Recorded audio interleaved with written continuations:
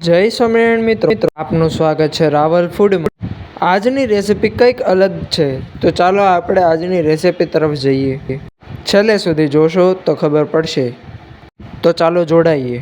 તુવેરની દાળ, મૈસૂર દાળ, ચણાની દાળ, અડદની દાળ, મગની દાળ લઈને બાફી લીધી છે।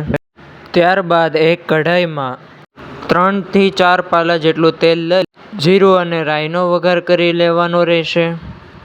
ત્યારબાદ 1 નાની ચમચી જેટલી હિંગ નાખી દેવાની રહેશે।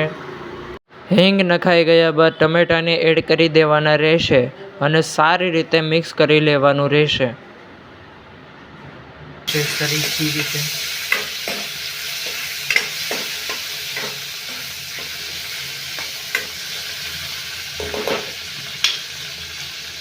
ત્યારબાદ અડધી ચમચી જેટલું મીઠું એડ કરી અને તેની અંદર 2 થી 3 ચમચી જેટલો ગોળ નાખી દેવાનો રહેશે અને ફરીથી એકવાર સરસ રીતે હલાવી લેવાનું રહેશે।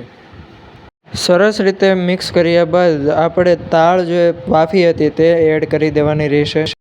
ત્યારબાદ અડધી ચમચી જેટલી હળદર એડ કરી દેવાની રહેશે અને મરચું અડધી ચમચી જેટલું એડ કરી અને સરખી રીતે મિક્સ કરી લેવાનું રહેશે।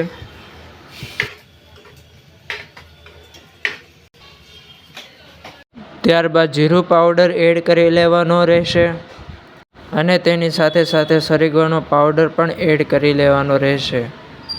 આટલું થઈ ગયા પછી 1 લીંબુનો રસ એડ કરી દેવાનો રહેશે। ત્યારબાદ એકદમ સરસ રીતે દાળને મિક્સ કરી લેવાની રહેશે, જેનાથી બધા જ મસાલાઓ સરસ રીતે મિક્સ થઈ જાય। જોઈ શકો છો એકદમ સરસ રીતે દાળ બનીને તૈયાર થઈ ગઈ છે। જો વિડીયો પસંદ આવે તો લાઈક કરી, સબસ્ક્રાઈબ કરી, શેર કરવા જરૂરથી વિનંતી। જય સ્વામિનારાયણ।